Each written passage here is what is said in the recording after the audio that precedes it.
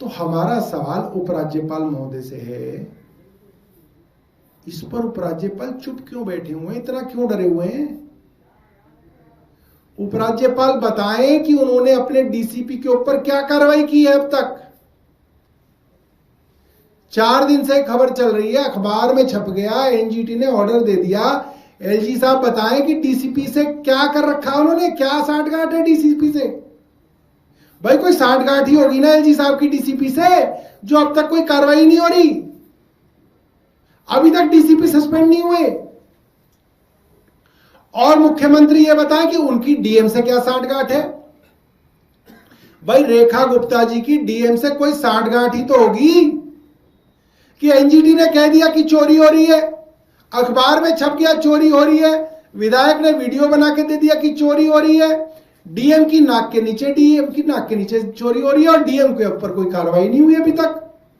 रेखा गुप्ता जी का क्या रिश्ता है डीएम से, क्या साठगांठ है डीएम से? रेखा गुप्ता जी बताएं। आप प्रजातंत्र में इस तरह से चुप कोई ना हो सकते हैं कि इतनी बड़ी चीज हुई और आप चुप करके बैठ गए, एलजी चुप करके बैठ गए। कोई तो जवाब दिया जाएगा, कोई तो जवाबदेही है इन लोगों की। अखबार में छप चुका, कोर्ट ने ऑर्डर दे दिया, वीडियो बन गए, लिखित में कंप्लेंट हो गई, सब कुछ तो हो गया। अभी तक एलजी और मुख्यमंत्री चुप क्यों है, हमारा यह सवाल है। अभी तक इन दोनों ने अपने अधीन आने वाले डीसीपी और डीएम पर कोई कार्रवाई क्यों नहीं की? नंबर 1 सवाल तो ये। नंबर 2 सवाल, एफआईआर क्यों नहीं हुई अभी तक? किसके ऊपर एफआईआर हुई है, किन सेक्शंस में एफआईआर हुई है? हजारों करोड़ रुपए की रेती चोरी हो रही है, अभी तक इसमें पीएमएलए ही नहीं आया। Prevention of money laundering act तो आना ही चाहिए, ये तो सीधा सीधा ब्लैक में हो रहा है सब कुछ। इसमें इतने बड़े ऑर्गेनाइज लेवल पे ये एक्टिविटी चल रही है, अभी तक आपने पीएमएलए नहीं आई, अभी तक ईडी आई नहीं इसके अंदर। या ट्रक वाले के ऊपर एफआईआर दर्ज कर रहे हैं, ट्रक वाले का नाम ले लिया, उसके ऊपर एक एफआईआर दर्ज कर दी, एक डंपर वाला ले लिया, उसके ऊपर एफआईआर दर्ज कर दी, बात खत्म।